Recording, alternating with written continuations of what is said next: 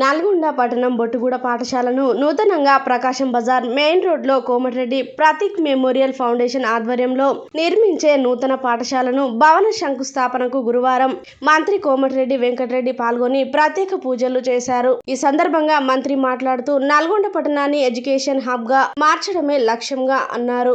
ప్రభుత్వం పాఠశాలల అభివృద్ధికి కృషి చేస్తానని అన్నారు.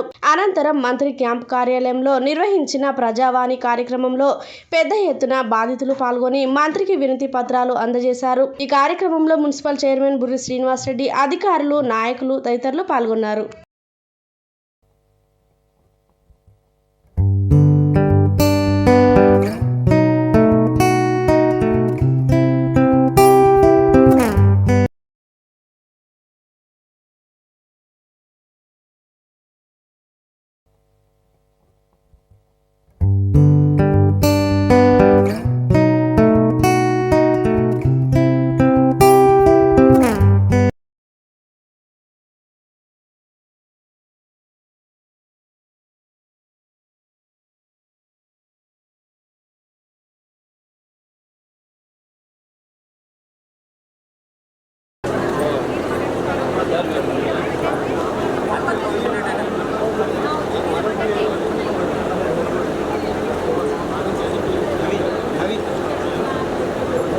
రెడీగా ఉండాలి. 5 నిమిషాల టైంలో మీరంతా రెడీగా ఉండాలి.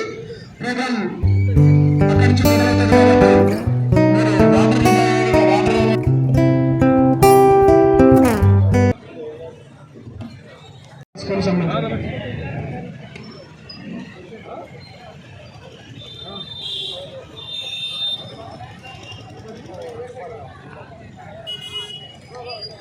పాస్ అయ్యి ఈరోజు సెలెక్ట్ అయ్యే వాళ్ళు ఉంటారు. అందుకనే మీరు అందరూ కూడా ఇవాళ నా దగ్గరికి వచ్చిన ఇద్దరు పిల్లలు, నా భర్త చనిపోయిన సార్ పిల్లలు చైతన్య స్కూల్లో వెళ్తారు, ఫీజు కట్టమని చెప్తే గవర్నమెంట్ స్కూల్ నచ్చలేదా అంటే వాళ్ళకు అదొక ఐడియా. అందరికి కూడా ప్రైవేట్ స్కూల్ ఉంటుంది.